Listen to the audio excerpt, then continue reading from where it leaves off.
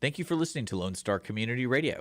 This program was broadcasted and recorded live from the LSCR studios in downtown Conroe, Texas. Lone Star Community Radio is supported by listeners like you. Donate and sponsor today. For more information on getting involved with Lone Star Community Radio, contact us at lscrstudios@gmail.com or visit us online at www.irlonestar.com.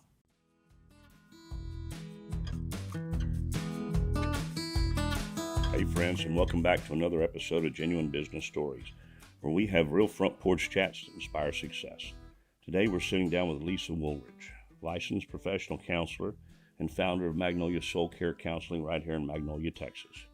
Lisa has built a faith-integrated counseling practice focused on trauma recovery, anxiety, depression, marriage restoration, and whole person healing.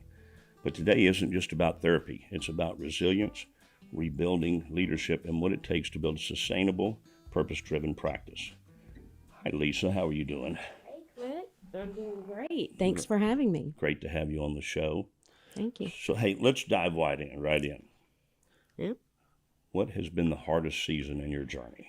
Ooh, the hardest season in the journey. The beginning, the middle, and going towards the end.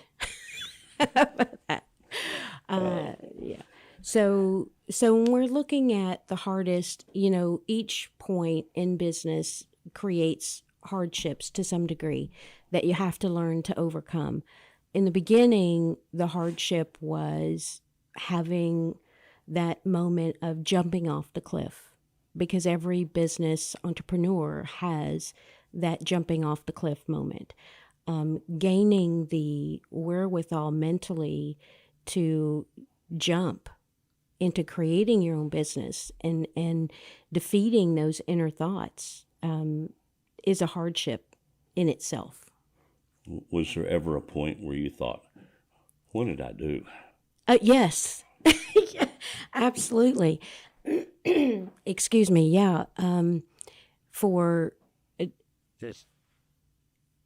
quite often, and not just in the beginning, because when things aren't perfectly linear, just going straight, and you're going off on all these sidetracks by just simply reacting to what's happening in the business world, you definitely question. It's like in marriage therapy. At some point, when you get into a lifelong relationship, I guarantee at some point you're going to want to get out. Yeah. And it's the same for business. Things get hard. So what did you see in the beginning that surprised you that you were not anticipating? Well, success, quite frankly. But I think it was for my own personal journey to really connect with something bigger than me. And for me, that's God. And realizing that with that kind of north-facing compass, I could do really anything. And it didn't matter if I failed or succeeded. I just wanted to do this thing. And it was almost like there was an internal propeller that just went, go. And here I am, and I went. Yeah. So as you start bringing clients in, was there something you used that kind of helped direct how you counsel them? Because I know we'll start out a certain way talking with people, and then we start to adjust and finding better ways within ourselves to get the information that we're wanting to help somebody. So that's very counseling specific. So I'm just going to tell you my journey. And for me, I started out with 2 clients. One client, bless their heart, was my sole client for quite a while. And I had to know that I could do it. And even when I was overwhelmed in the room in the beginning, there was something outside of myself. For me, that's God, Holy Spirit, to really just say, I'm here. And there was a wisdom and a resilience that just said, I can take this and process and help this person, mostly because of my own journey of trauma and a bad marriage and then re-getting married to that same individual. So to answer your question, through my own suffering and through my own kind of failures in my personal life, I gained the resilience to then help walk people through their darkest parts of life. So when you keep authenticity, then you don't have to plan too much, and you can meet the person where they are and understanding their struggle and identify with them and walk with them and talk with them. Did you find after you started this that you had to implement any new systems or boundaries so that it kept you on task, or you just kind of let it flow with who you're counseling? Is it different with each one? It is different with each one. And yes, I learned early on how to create those boundaries, because you do have to, because inherently with counseling, you're a giving person. You're a person that wants to help people, and you have to learn how to navigate those high emotional voltage moments that you identify with in your own life personally, with the fact that you are a counselor and you're not just their friend. Because in the room, something happens, right? Where people look at you like their confidant, their friend, but you're aware as the therapist that you're not, and you have to distinguish between the two for your sake and for the client's sake. How do you deal with type A personalities? So they know that they need your help for counseling, but at some point your leadership had to start evolving to figure out how to work with personalities that they want your help, but they also want to make sure you see what they want you to see. So they're creating, this mask for me to represent their best self. So first I listen a lot, and then I get authentic with them. And I'm like, okay, so I know what you do to make yourself feel better, to have control, to alleviate chaos. Now tell me what you really feel.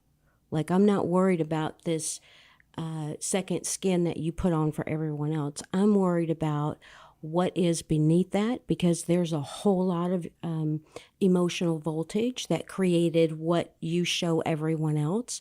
And we can waste time in this room playing around with that, but you're not paying me to look at your mask. You're paying me to take off the mask, to say what is happening with me. And if you'd like, we can start working on that now. And typically I find that they're floored to some degree with some alliteration of that. And they begin saying, yeah, wow. So was there a defining moment where you started out with 2 clients where you were able to sit back and go, okay, this is going to work? Ooh, wow. Yes. So it was the moment that I moved into my new facility. I had probably, I don't know what the length of this thing, half of this office space is. And I had very little furniture. And the moment that I went into the new facility, I gained so many clients, and it was like God had opened up these gates, and things just started happening really fast after that point. So now I have 2 female therapists that work with me in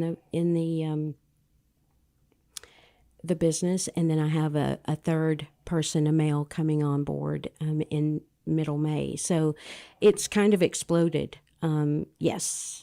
I love your new facility. I think it's fantastic.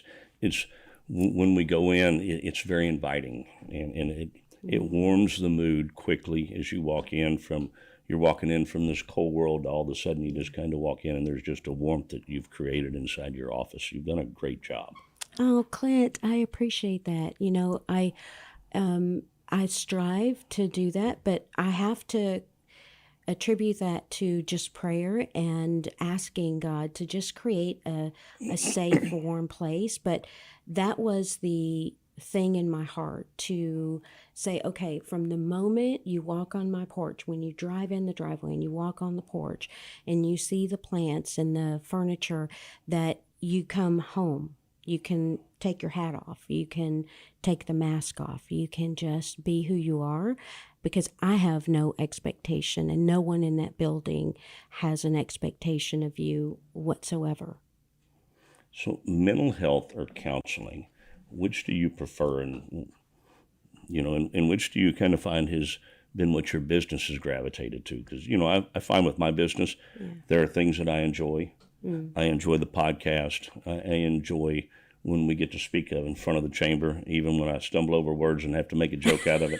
I have fun with that, but that's not how I earn my living as a commercial insurance agent. Yeah. So what did you find in there with mental health or counseling? And I think for me, counseling, because essentially therapists are the opposite of, say, a psychologist or a psychiatrist, where they look for something wrong with you. We're more on the holistic side of, hey, everyone has the human condition. Let's walk through it. Let's talk through it. Let's go on a journey and let's figure out, kind of how all these wires got all jumbled up. We talked about this a little bit, and my Christian counselor years ago had told me I didn't know how to fail, and you and I had discussed that. Yeah. We all fail.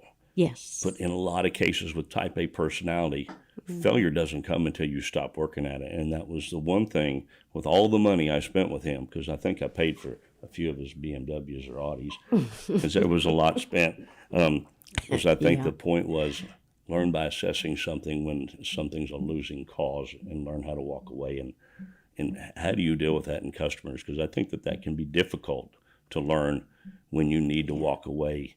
And it doesn't mean that you fail, but it means you reassess and you change your course. And maybe some things are just a losing cause.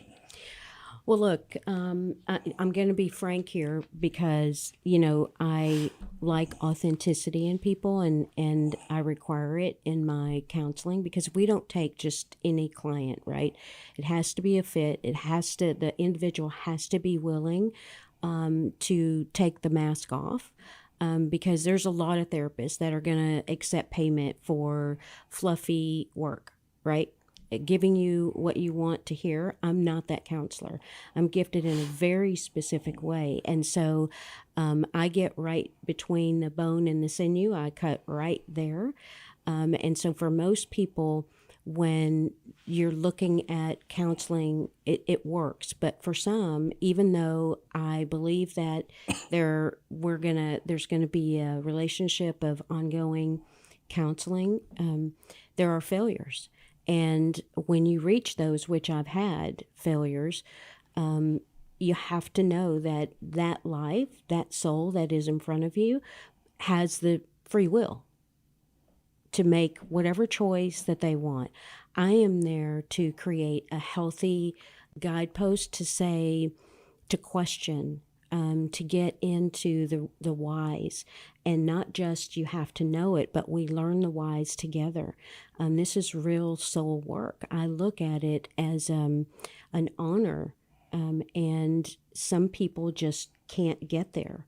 And I don't look at it, you say the word failure, but it's not their right time, and I'm not the right individual for them. Yeah, I think sometimes that we've got to, it would be tough with what you do. I don't know that I could do it, because I think sometimes it'd be tough because so often day in and day out would be nothing but, I hate the word negative, but it would be the more negative side of life that you're trying to turn around towards the positive. And I've learned with myself, if I can keep my thoughts positive, then my business stays positive. When my thoughts go negative, there are days I can sit here and go, what am I doing? And a week later, it's like you're bipolar, because a week later, you're clear up here and you're going, this is what I'm doing. Yes. But to do what you do, that would be tough. At least you can take people back to the Word. Yeah, so I really don't do that a whole lot. So when you're talking about the Word, I do use the Word, but more so the spirituality of my experience with Jesus Christ and Him crucified is such that I don't put that on to people, because putting on the word or saying that I'm a Christian counselor isn't about getting a Bible out and reciting scripture, because a lot of people have had a lot of scripture, especially in our area, because we're, Bible Belt and it's big anyway. So typically a lot of people have grown up hearing the word and reading the word. And sometimes that creates a frustration because of man's ability to create this framework that really the Bible never discusses. And so what I do is I am more spiritual in the sense of I explore the soul and how the soul is connecting to God beyond that conventional framework. So it's more about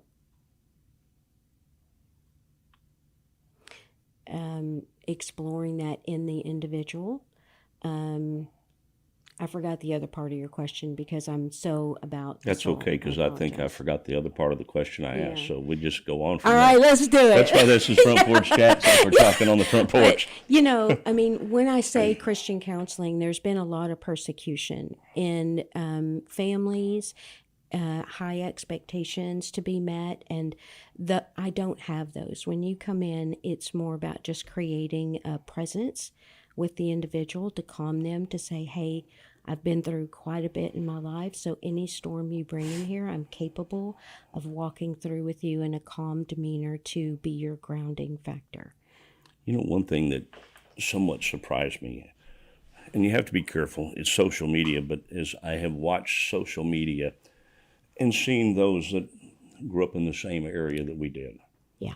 It weren't that we ran around together all the time, but as you become adults and we're all the same age, growing up in this area, and you start watching just how similar your political beliefs are, your scriptural beliefs are, the way you've raised your kids and other stuff, just as you watch how people post. And that also helps you realize a lot of times with where your parents took you and raised you plays a big role in what you do. Now, with that being said, I'm also that type of personality of, I don't want to hear you blame it on your parents. Is I jokingly told my daughter when they had their first, do your best not to let them die and do your best not to screw them up too bad, because we're all practicing. That's right. And the personalities are all different. Let's just try to get through it that way. So when you whine to me about mom and dad, my ears shut down. It's just like, just get on with life. I mean, I've seen people that their childhoods were not that good, and I can assure you their success level is a heck of a lot higher than mine, if we're just talking revenue, because they promised themselves, I'm not going to do to my kids what they felt, had happened in their life. Yeah. So my perspective on the mom and dad parental influence, it's a real thing, but there's no blaming mommy and daddy in my office. So what happens is mom and dad create, like we were talking about, a framework. If you're thinking of building a house, right? You have the foundation that goes there first, and certain patterns in the brain are set, but you can always take out a wall. You can always extend add an extension or what have you. And for the client's experience, they have to know that the brain patterns. And so even when you want to not do something like your parents, you typically do because the brain likes the comfort of knowing. So most of what people don't know is that the conscious is just only comprised of what the subconscious allows it to have. So if you think of the consciousness, your brain is the prefrontal cortex, and you have a big chasm, like a big body of water, and then you have subconscious, and subconscious is our protector. And so all of the stuff that your subconscious is protecting, it only allows a certain amount of information for the conscious to function in. So when we go into therapy, say for trauma or chronic PTSD, this sort of thing, tapping into that slowly through different modalities is important to help regulate the individual. But yes, I agree. There's no blaming of mom and dad, but there is patterns that we have to process because they're generational patterns that are set in pretty deeply in the psyche. You know, one of the things I've noticed with stuff being set in the psyche, being responsible, is something that in my mind still goes back to how Dad and Mom taught me. If I wanted a mini bike, Dad created the work for me to earn half the money for that mini bike. I remember when digital watches came out, it was the same thing. Now, I'm an only child, so it was raised that way, but Dad and Mom were so concerned that I would behave like an only child that I watched my friends with siblings get toys and things for free that I had to work for. But it's okay, and I've found as I've become an adult, that feeling or need to be responsible is very much instilled in me. I'm going to be responsible. Some of our chamber meetings that we have, a lot of the things behind the scenes in my head when I ask questions or stuff are going to be because I gave somebody my word before we walked into that meeting. You know, I once joked and said I got married once because I gave a girl's dad my word that I'd marry her and go through with it. That's wild. I love that. Well, yeah, responsibility is, but on an individual level, you have that in your mind and you expect other people to have that likely, but not everybody had your upbringing. So part of my job is to have a non-judgmental perspective. So that includes having a range of very high demanding people who are usually the military kids, you know, and then you've got the PK kids, the pastor kids. They have high expectations. My dad was a pastor's kid. Yeah. and then you have those that were taught well because, you know, they had access to resources like their parents' understanding and that different types of community engagements that help guide them to be good parents. And so then you have a different sector of the population that had nothing.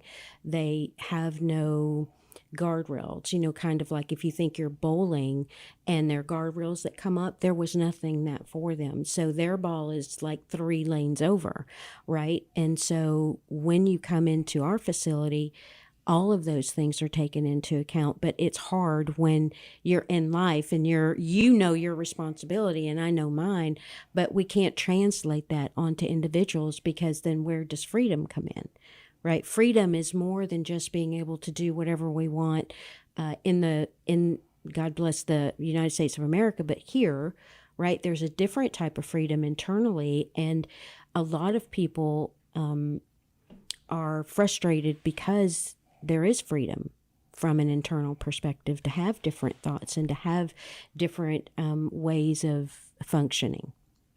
Yeah, I think that now more so than ever, I find, how should I put this, somewhat of a moral divide. There is the side of us that need for morality and responsibility. Whether it's a Christian, it's me following Scripture, even somebody that's not a believer, but they have it, versus a side where if it feels good, anything goes, and that side will argue with you until their face is blue that what they're saying doesn't have any consequences because they can just do what they want. But if you don't have morality, then you can't have a free country, because a lot of being free is operating on your own and setting somewhat things that we just know are right and wrong internally. I heard it once talked about a conscience being a square. And the more you round those corners off in your conscience, the square hits those corners, and you know when you're doing something wrong in that conscience. But the more you round that square off, the more when that clips, that conscience gets bothered just a little bit less each time, because that sharp point that's hitting you going, this is wrong. And I've noticed as I've aged, things that were black and white have become more gray now. Oh, yeah. They were not gray. Yeah. Now, some of that's growing up. In my 20s, I was very black and white, and it was not good. I'd argue with you till I was blue in the face whether I was right or wrong, because it was just black and white. And now I realize that it's not quite that, but sometimes I wonder if I don't go a little bit too gray. Yeah. So I remember at the one of the chamber events during Christmas, I was joking around with you. We were on the stage playing around, preparing, for the event, and you said that you were not always like that because I was like doing fun stuff with you, and you were trying to make you laugh, and you were like, I'm having a great time, but this is not what I used to be, and that is typical.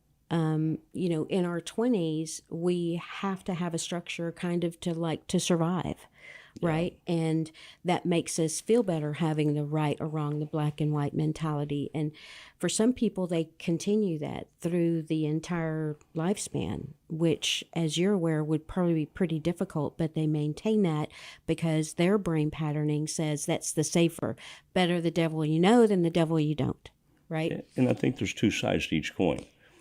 Pull me outside of a business function and we can have fun. But like we were discussing, put me inside of a business function. And then I struggle a little bit with it because we live in a world now where you're always trying to make sure that you don't slip up and say something wrong that's inadvertent. And then somebody gets upset and then they're going to president of your organization or social media with your business. And then I try to find that balance because for the most part, if I don't intentionally hurt your feelings, I really don't care if you get upset. Just go get upset. I was raised, you can get glad in the same britches you got mad in. Just go do it. But it's all these things that your head goes, be cautious not to do it intentional. But then there's that part of, was I really wrong? Right. No, you're just sensitive. And how to work with that. And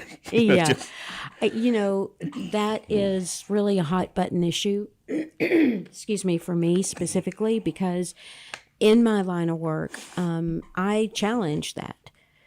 If a client gets their feelings hurt, which inadvertently they do, I just simply remain authentic and say, I'm going to say a hard thing here. You're not going to like it. But, because of who I am and because of what I do, I'm going to say it, and then we can talk about it, and we can talk about what's bubbling up for you afterwards. And so I think society isn't doing the newer generational society that's coming behind us by adhering to, don't hurt the feelings. There's a way to communicate things softly and gently in authenticity where, the two of you can have a dialogue without anyone getting hurt. And there's such a thing as agreeing to disagree. And disagreeing is perfectly fine. But very real in this day and age. Absolutely. And it seems like the majority just wants you to agree with them. And I'm like, I'm not going to agree with you. And that is okay. It's okay in my line of business, in yours, in marriages, in friendships. It's okay to agree to disagree. And most people do not give themselves permission to do that. They're like, no, I gotta take up my cause. Do you? I think some of my younger friends, I use this term lightly. Some of the counseling I've used is with their spouses. Do you want to win the battle or do you want to win the war? Because, buddy, you can go win this battle, but long term, you will lose the war when it comes to your wife. Learn to be more tender, but I do think we get so programmed that it's hard for people to realize I don't have to be right. I can hold my ground and not be right. And then we can agree that we're just not going to come to common ground here and move on. Yeah. So that is a lot of my practice is helping couples communicate if they're married, pre-marrieds, or just coupling. And I think you're right. And instead of, do you want to win the war or the battle? I'm like, do you want to win or do you want to forge peace? Yeah. And that is, when I say that, people are typically floored because I'm like, you're forging war. You're not trying to forge something calm so that your wife can want to come towards you or your partner. It's more you have to be right and you have to say this. What about humility? Where does humility come in your humanity of saying, I did this dumb thing and hey, I didn't want to hurt you, but I see that I did. And, a lot that I find in couples therapy is the communication just simply is not there. So because we're Mars and Venus, right? And I really love that book, but part of that is because no one is saying exactly what they're wanting to say, because what you alluded to earlier was trying not to hurt the feelings instead of taking it off and saying, look, I'm going to say this until you understand it. Can you tell me what I said so that I know you understand it in your own way? And, we work on that. That is the biggest thing in failed marriages. That talking about money, talking about sexual needs, talking about having the emotional needs met, your love style, all of those things are so important, and yet they're constantly ignored.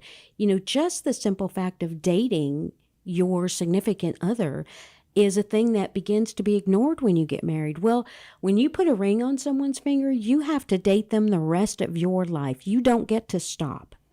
You don't get to stop. Every morning, Alicia gets a text. Good morning, baby. I love you and miss you. Every evening when I leave her place, she gets the same text. Part of why we stopped that was to make sure that every day that was a reminder and that life didn't get too busy. One thing that my kids do that I love, and I say kids, it shows I'm really getting old because my kids are in their 30s and they're not. But it is that mom will go over and keep the kids. It's either once or twice a month, and my kids go on date night, and that is a priority that they date. And they've been married 8 years, so it's not like they're newly married and they're doing this. It has been a priority with them for their marriage. Look, it has to be, and to be honest, there's a mentality of individuals, male or female, that once you're married, you don't have to work so much, and that's a great recipe for disaster and misery. Yeah, it is. I think one thing, I'll date myself, The Millionaire Mind and The Millionaire Next Door. In both books, they said there were two common factors back then for people that were self-made millionaires. Same spouse. They didn't split assets over and over again. And their vehicles were the standard vehicles of Ford LTD. Now, that is dates as to how far this was back. Yeah. But the point was they didn't let the money change herself. And when I talk about this, it's not necessarily just the divorce. It's the health of the marriage. It's the communication. I think as husbands, it is very hard for us to learn to let our wives or fiancés fix things. As men, we're fixers. Everything that I get told, I want to fix. And sometimes she wants me to listen, and it's hard for me to learn to just shut up and listen and let her talk because I just want to fix it. And when she won't let me fix it, instead of understanding, my personality internally is to get frustrated because it's like, just let me fix it so we can move on. Yeah. In return, when she tries to fix things with me, I need to learn better to shut up and let her fix it, because my mind, as I once told my dad when he was asking me questions about my business, Dad, I've already thought about that. I don't want to talk about it. And the way I explained it was, the way my mind works, it's I-45. You're driving down the road, and all of a sudden you see your exit, and you passed it, and you got to get off, and you got to U-turn and go back to it.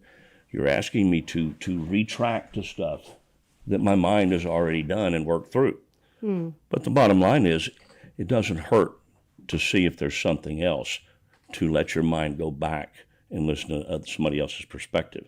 It does not hurt for me to let Alicia fix stuff in me that I might not see as broken, but that personality is just to continue to move forward. Because if you go back, you think you're wasting time, when in essence you may be saving time. And I think those are part of things that are hard in a marriage. I think we're more likely to let friends walk us backwards than we are a spouse. Absolutely. Absolutely, because there's something about the ego that says, okay, I've married you, you see me as competent, you've seen my failure, so I'm going to prove that I'm not a failure. So you don't have to do that with friends. Friends are just like, you are who you are. But spouses always have an ulterior motive no matter what anybody says. Men mostly say, I want you to stay the same, and the women say, I want you to improve, you're a project. And so we go through that. But, one of the things that's so vital is to have a communication time. So I really like politics, right? So I've adapted something in my own mind in coupling therapy that I say, hey, I want you, I don't care if it's monthly or quarterly or weekly. When it's really bad, we go weekly to make sure the communication is on point. But have a State of the Union. Discuss things and discuss, the things that are important to you, like finances and what your calendar looks like, or what are you going to do for date night, who's taking on which. It should be equal, right? The women create 2 date nights a month and men create 2 date nights a month, so not one is bogged down. The escape route that most men take is, hey, what do you want to do? No, we didn't do that when you were dating. Figure it out, buddy. Figure it out. Like, there's Chat GPT, there's Alexa, there's Siri, there's Grok, there's like everything. There's no reason to say, what do you want to do for dinner? Buy a dice and, oh, it's Chinese food tonight. Great. Sounds fantastic. There's a lot of different things at play here, but one of the important things is when you're communicating with your fiance, you always want to say, look, my brain is to fix it, and you know that. So before you start, I want you to know I'm going to hear you, but that's the first thing that my brain goes to because I love you. I don't want your world to be chaotic, but I'm going to try to hear you and just listen to you. But I need you to know what's happening in my internal world. And when you begin communicating on that level, right, exposing the vulnerable self, right, instead of just responding just to respond, hey, this is what I am, I'm going to want to fix it. That's a whole different level of vulnerability where it's like, okay, all right. I think it's a joke, but I think it was, hear me now, listen to me later, and think about it some other time. Mm-hmm. And I thought there's actually a lot of truth, because how often do we talk to respond? Mm. What am I going to say next? You're so consumed with what you're going to say to follow up your response that you never hear in that discussion what somebody else is saying. Ding, ding, ding, ding, ding. You're absolutely right. And that's what is so hard to get ingrained, but it's easy to say, much harder to do practically in daily life. I've had friends that I've joked with, and I've told them, I can tell you a lot about how to mess up your marriage. Yeah. But I don't think I can tell you how to fix one. So if you want to know what you're doing that you're screwing up, I can sure tell you when you're screwing it up quick. Most people can. Yeah, it's good. So as you're counseling people with their marriages, how do you see that ties back to their business? Because I believe a healthy mind creates a healthy environment. Yeah, so that's a great question. Any communication that is impacting the individual in their functioning, if they're sad, if they're mad, what have you, that translates into your business. Like you mentioned earlier, if I'm having a bad day, I can't fail, because if I make it or break it depends on my perspective. That positivity. And so it can impact the business world, right? If you and your spouse are completely at odds and you go into business and you're like, wow, I just had the biggest fight and I'm not sure if I'm getting divorced next week, right?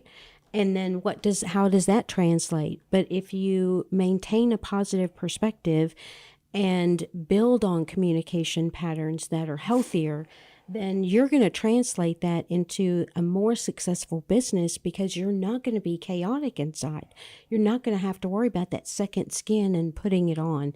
You're just going to have transparency, and that transparency speaks loudly in the business environment. They see you as, genuine, right? Yeah. So do you find when you're counseling people that they have to find a balance? Entrepreneurial personality, you better keep that positive. If you do not figure out how to look for the positive in everything, it is going to knock you down. But in your marriage, there's a balance between listening and staying positive, because there are a lot of times in personalities, there are things that need to be fixed. And it's not necessarily that you're doing something wrong, but it needs to be adjusted so that you can meet your partner's needs. I very much believe in love language. For me, with Alicia, the one thing that I loved about her was, I told her, I said, a lot of things that most men will tell you they need, I don't. I said, I'll tell you what I need for my life. I need stability. I need to know that we'll work on everything and that you're going to be there in 10, 15 years. I don't need to work on this and then all of a sudden come home and have I'm not happy. And I've said happiness is important, but I'm sorry, far too often, I believe happiness in our culture is instantaneous. It's new car syndrome. I go and buy that new car, and initially I don't like the notes, but then, boy, that sure smells good, and it sure drives good, and for that first year, it's awesome. Year two, it's back to old car. So the newness and happiness fades, so you need to figure out how to work together to keep happiness in there, because I do believe happiness is like the merry-go-round, where it's just, it comes around once every quarter, maybe twice a year, but, and other than that, you're just getting by. Yes. So I agree with that. I think that happiness is a state of mind in a moment. It can't be propelled throughout a life. So that is joy. You can have joy if you're angry with each other. You can have joy, some amount of joy in every aspect of your life, but it's not happiness. Happiness are when you create moments in time, like vacation, or you get married, or you went to celebrate a baby's birth, these sorts of things. Those are happy moments. But to expect that is, excuse me, is just isn't healthy thinking, to be quite frank. One of the things that the Bible teaches us about marriage is that marriage is not for happiness. Marriage is for matrimonial holiness of two individuals combining together as one.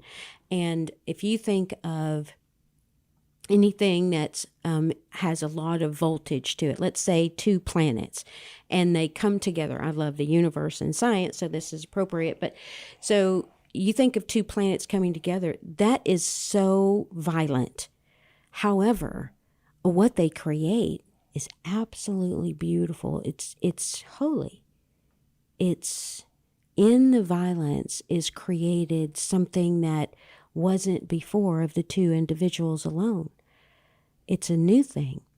And that's what the holiness in matrimony is about. It's about taking all the rough edges and sanding it down, like you were talking about the box and the circle, but with that are the personalities and learning how to love each other, learning the language, learning the communication, learning to sacrifice for the individual that you've chosen to stay with for the rest of your life, right? If that's in matrimony, or that's just coupling, or that's premarital, whatever that is, you are creating this new thing. Which takes communication. So absolutely, with you, we've talked about putting on some new counselors. Mm-hmm. How do you balance scalability and sustainability? Well, that's interesting that you pose that question. As a matter of fact, I'm looking at I'm moving facilities. And the facility is, right next door. And so I'm very excited about it. And the scalability factor is a concern, but I refuse to give up in a sense. It's like, look, I am almost outgrowing this facility. This building came at a specific time, and there was an opening, permission, so to say, from the heavens and in my heart to continue that. So the way that I balance that is I have a very good internal mechanism that drives me. So Holy Spirit has always given interesting knowledge. And so for me, it's like more than intuition. It is a very loud pathway to go, and I walk in it. So for me, that balance is ensuring my internal mechanism, Holy Spirit for me, is directing me to go there. And I know that after that, the scale and sustainability will take care of itself, because I'm hooked into a much bigger power than just simply Lisa or my entrepreneurial spirit and mind. So that's how I check that. So how do you balance with the fact, I know you as Lisa in Magnolia Soul Counseling, Yeah. But I've learned today you've put several people on. You had put just one on the last time that I was in your facility. So how do you balance being able to market to where I think a lot of us know you as you and your business, and we know that you're going to have somebody else in there, but how do you balance that marketing side for as you bring For the on new heart and people? mind? Yeah, because the people that I interview with, I have to get permission from what drives me internally to know that they are adhering and part of my own purity process and authenticity. So maybe they don't know everything as associates or interns, but that's why they come to me, so that I can help walk them through the difficult moments of being a counselor and all the insecurities that produces in some people. But, for me, it is the interview process, and it's getting to know them before they ever come on board, and counseling with them to see the heart and to have that exposed, and their ability to be vulnerable with me is a big telltale sign for me when I'm balancing and looking at sustainability or, hiring someone for coming on board, so that I know confidently that I can say, hey, this individual has the same heart, not the same gifting as me, but the same heart, and you will be protected here. Do you have a number in mind of where you think you want to land with counselors in your office, or you just, as you grow, you're just listening to what God tells you to do when it's time to either lock it down or add somebody else? Yeah. So the great thing is I'm waiting for God, because he never let anyone down that I'm aware of. And so Tells me to go to timeout quite a bit. listen, I get my timeout moments, but that will happen when it happens. So right now I'm looking at expanding into red light therapy, which has skin improvements and that sort of thing naturally. And so just whatever creatively God puts in my mind, and there's a permission, an open gateway, and he's saying, hey, walk in this. Because I've never heard of really red light therapy, but I've doing a lot of research on it now, and it's pretty amazing in what it does. And we do it at our own home. And so I see the benefits, in my husband and myself. And, so when we're done growing, God will be very communicative and letting me know that. For now, we're going into a 2-story facility, and it's been pretty amazing. So the sustainability of that is, I'm just relying on something bigger than myself. So the upstairs will be used as a teen group facility. The downstairs will have 3 offices, and then a group facility for the elderly, for women, for marital couples, to give the ability to have a lower cost to bring in more people so that we can actually help the community that we're part of. So you said something about teens. You're upstairs. Will that be for groups of teens, or where you're bringing in more than one teen, maybe from a youth group, or what do you foresee that being? So in my mind, it is just where teens can come to gather, have therapy, and talk about the things that, outside of that room, maybe they can't talk to anybody about insecurities, about, being normalized as as a neurodivergent, someone who thinks outside of the box or doesn't fit in, and those sorts of things that a lot of teens are actually struggling with. And so, but they can't find a safe space. So that is just for teen groups upstairs. It's a unfinished place, so I'm going to make it funky and just for teens. It's not going to be perfectly manicured like what you're used to in my current office, but downstairs will be for the marriage. Bean bags upstairs? Oh, absolutely. Funky rugs, bean bags. Yeah. No real walls except for, I don't know what that stuff is called you put up. It's wood, but not really wood. That's all it's going to be.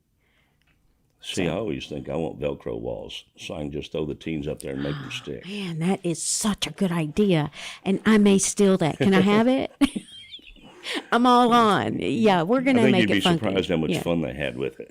Yeah, we're going to make it cool, funky, and safe, and, a place that people want to bring their kids to. Yeah. How do you find, since you started this, that counseling needs have changed? Ooh, there's a lot of social media is horrific for mental health. And in counseling, it's demand access a lot. And as a counselor for myself and the other two therapists there now, I have to make sure that we create strong boundaries where, people always want you to adapt to do a journal online that's protected for HIPAA compliance, or texting you all hours of the night and day. And at one point you have to say, no, at this time I'm done, and know that your own self-care is so important. I know that we talked about this before, about how do you create boundaries, and the way you do it is you just do it. You cannot serve 24/7. You are human, and the human condition says and demands rest. And God indicated we need rest because he knew our human condition in Genesis, right? So knowing all of those things, it's important to create boundaries. And yes, so the society now is, how do I get it all the time, on demand, when I want it? And that mentality is so dangerous. And that's the difference between counseling before and counseling now. And I find it's kind of the irony of the generations. There's a generation that will buy it online and wait a couple of days. I'm going to tell you, since COVID, if you want to annoy me when I need something, if I'm working on something, let me go to your store, or let me go online and see, you can have it in 2 days. No, my project's done in 2 days. It's done today. It's not wait 2 days to get it. And yes. So we're an instant, not instant society. Yeah. It is. Yes. It's kind of funny, Yeah. but it's not, because Yeah. I think there's a greater distance now between boomers and X than and older millennials than young millennials and Z, and where we go from there. And I recently, and this will make a lot of people mad, one of the things I've talked to about is the frontal lobe development with these kids. Yes. The frontal lobe is not developed until you're at least 25 to 30, and it depends upon each person. And these kids want to tell us how it's going to be developed quicker. And I've gone, have you seen the latest polling data and statistics that show that IQ-wise, you guys are falling way behind the rest of us? But that becomes when you know it all. As I've said many times on this show, when I walk in a room and I figure out I'm the smartest person in the room, I'm in the wrong room. Yes. I need to leave and go somewhere else. Number one, I'm sorry for the rest of you. Yeah. And number two, I'm not going to learn anything. But Yeah. I find sometimes being able to communicate with the generations, and sometimes that's just a matter of 8 years or so, where you see such a vast difference in communication skills and the belief you're always right. Yeah. Because we see ages from 11 through geriatric, there's a big range, and that is never more evident than in the counseling room. Parents come frustrated with their teens and preteens. I won't say much except to say, yes, it's absolutely seen, and communication is, again, the key indicator, and it is seeing your teens or children, if they're adult or younger or young at heart, what have you, is really seeing their being, is being their safe space. Because we go to, a lot of kids are now just going to watching TV, watching YouTube, watching TikTok, playing, on the Xbox or any gaming forum. Even on Netflix now, there's gaming. So we have to do the hard thing of creating guidelines for our kids, and some parents simply don't want to. And, it's active communicating. It's even when you're tired and you've worked a long day and you come home and the kids are jumping on that last thing that you've got left, you have to understand that you're their model. They are learning from you. They are sponges, and it's important to take the time out to communicate with them, to say, hey, even if it's I'm totally, completely exhausted, but I see you and I hear you, and I need to get away before I say something that, isn't going to be good, because I don't have anything left to give you right now. Yeah, I find that parents also let TV and social media raise their kids. From my parents to me, there was a graduation of what I could watch when I could watch it. From my daughter's mother and I to her, there was a graduation. From my daughter and son-in-law, with their kids they're raising, there's a graduation. But yet they'll see some of the other parents that are good parents, but you'll see their kids, there's no graduation. It's watch anything. And even with that, you sit back and go, you do know we have a rating system for a reason. We may not agree with it, but it is kind of that foundation. And if that rating system's telling you your child shouldn't see it till they're 17, then your 5-year-old has no business watching it. Because I think we're seeing just how moldable a mind can be. The Army-type war games, we didn't have that. We fought aliens, asteroids, Galaga, things like that. And video games, at least for Gen X, was after dark or when it rained, because otherwise it was get out of the house and go play. Yes. And instead of staying on your video games all day and rarely getting out. Yeah, it's like we're so busy we can't see our own kids, and their life is flying by, and we have to slow down. When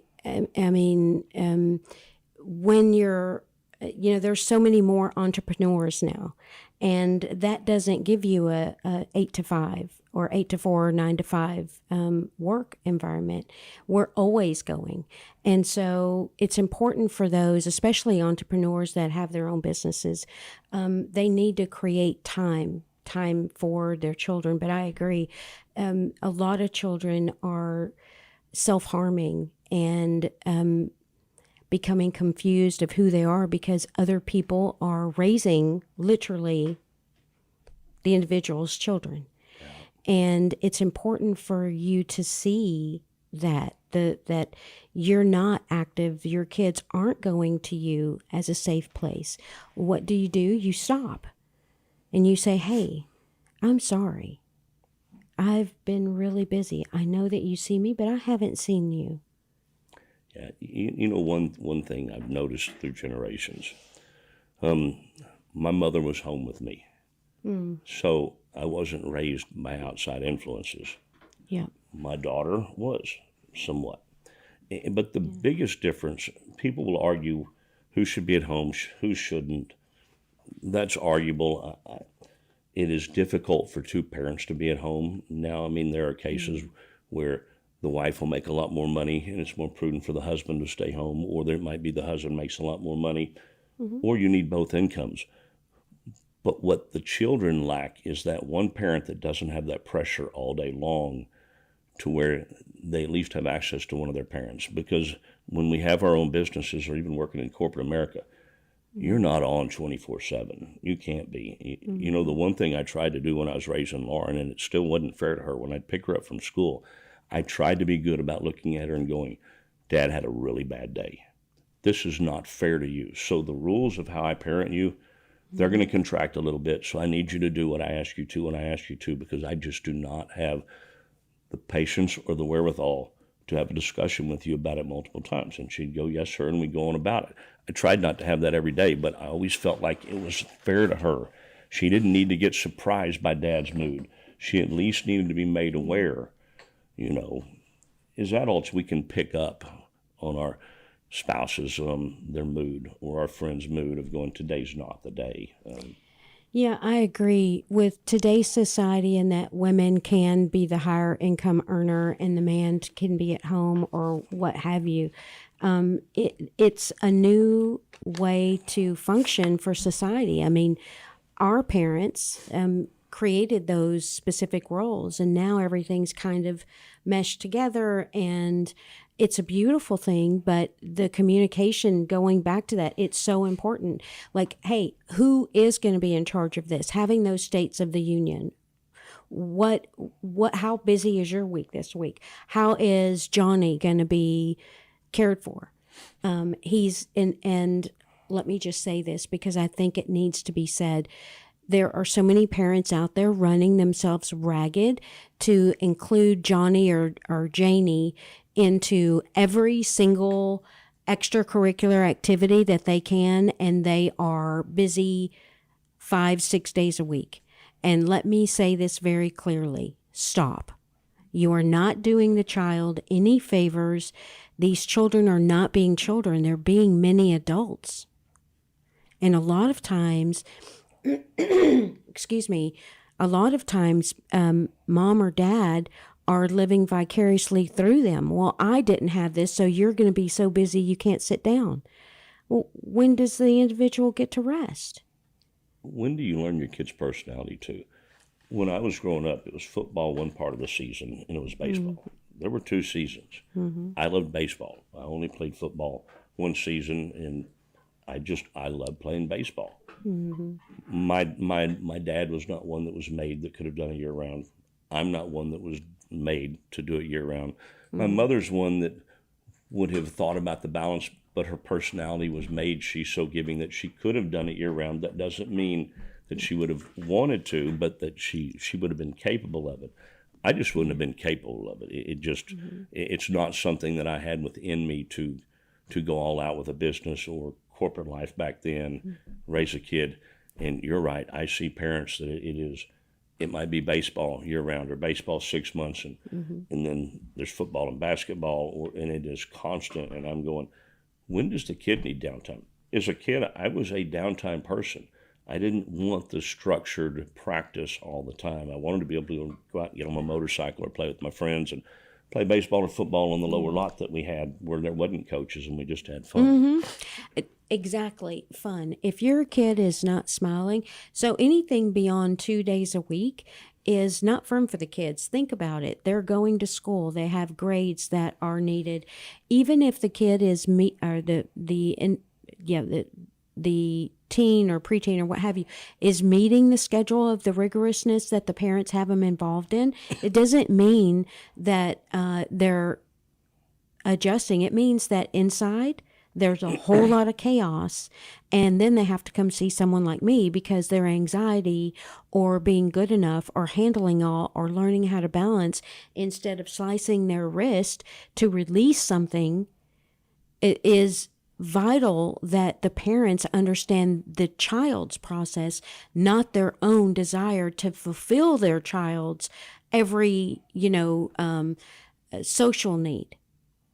That there is, when you're doing MMA and you're doing karate and you're doing bowling league and you're doing dance and you're doing cheer and you're doing baseball and football and soccer and all these things, it's great you have an athletic person. And yes, there is a space for, if you're gifted in a particular area and you want to work towards, some schooling, I don't know what I'm trying to say, but a scholarship. That's a different track. And that will become evident as the individual goes through school, right? There are coaches that can say, hey, you're really gifted at that. And there are such a thing as practice points, but every single day is simply unhealthy to maintain for the child without some kind of ramification.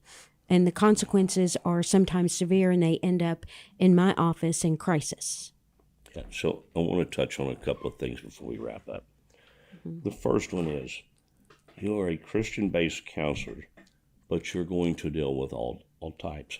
How do you find the balance in a counseling session? If you're counseling me, we can tie it back into Scripture all day long, and I'm fine. But if you're counseling somebody else, then they're wanting you to counsel on life's lessons so that they can get through, and they're not necessarily looking for what I may be looking at. Right. So the balance is, in my intake paperwork, I have that I am spiritual. I'm a Christ follower, and in that it's so intricately woven in who I am that I cannot separate it. So while I may not use the word and recite scripture or pull out the Bible to use, what I do let them know from the very beginning is that the hope that's in me translates. And I do use Holy Spirit as a guide, that I become less and he becomes more in the counseling room. So that it's not only just me counseling, he takes the forefront, and they have to be comfortable with that. And if they're not comfortable with that, then they don't have to stay in the room. But they know this on the initial call. When they call, I let them know that I'm a Christian counselor. I ask them typically if I have time in the initial phone call, if not the first session, or the paperwork will tell you. And that is so important to me, that they're aware of that. And I don't have to push Christianity on anyone, but I also know where they're at, and it's useful to them because maybe they're questioning, or maybe they're angry because their parents were that very rigorous religious individual that was black and white. You're either this or you're that. And I find that the balance comes in with just exploring the soul on any level. And then the questions come up naturally. As we find that life gets busier and busier with parents and kids, Yeah. what red flags should parents be looking at to know when they need to get their child into a therapist? When they're completely busy every day of the week and they act like they're fine. That's the simplest mask. When they have no interaction, or only interaction online, becomes concerned. So as you move forward, how do you measure success as you're counseling a family or an individual? That's a great question. For me, the authenticity. If you can be angry at each other and still walk out of the room. And, I always try to tie sessions up on a not negative perspective. But when you can become real and you can let them see the inner part of you, even if it's a struggle and so painful to get there, that is success, because I've reached the soul. So what would you tell other individuals looking to step out into entrepreneurship? What would be your one piece of advice to them? Know the I am for yourself. Yeah. And what legacy do you want to leave with your business when it's all said and done? Man, that I left it all on the table. Like, I didn't hold back. I loved people. I explored people. I showed people the most vulnerable parts of myself and walked with them in courage in their darkness. So now let's have a little fun, and we're going to go into the lightning round. Great, let's go. Coffee or tea? Coffee. Early morning or night owl? Both. I do understand that. If I can't sleep, I become early morning, but generally I am a night owl. That's when everything comes to life, and it's like, I'm ready to go to sleep. Yeah.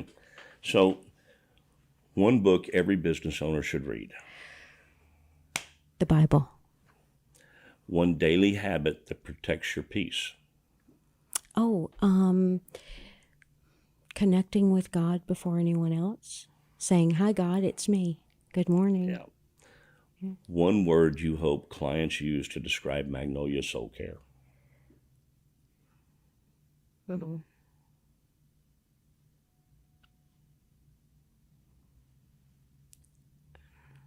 Love. Great. So, Lisa, I'd like you to give your business name and how people can reach you, and kind of quickly just kind of go through what services that you offer. Yeah, so we have, thank you, Clint, magnoliasoulcare.org. Phone number is 346-588-0045. Essentially, we treat everything from 11 years on up to geriatric. We treat all kinds of conditions. I'm specialized in trauma, couples counseling, and CPTSD, that's chronic post-traumatic stress disorder, and bipolar extremes, that sort of thing. My other therapists are specialized in different areas. So one is, Kendra is great at empathizing, so she's wonderful for those that are depressed or have high anxiety. Jessica is fantastic with couples, and she's great with teens. Yeah, and the one that's coming on, Michael. Michael is great with maritals. He's actually he's going to be a licensed marital therapist. So that's what his degree is in. Fantastic. Lisa, thank you so much for coming on and sharing your journey with us today. Your courage, your faith, and the intentional way that you've built Magnolia Soul Care Counseling. Mm-hmm. I love what I'm seeing so far. I think it's amazing, and I can't wait to see what you do going forward.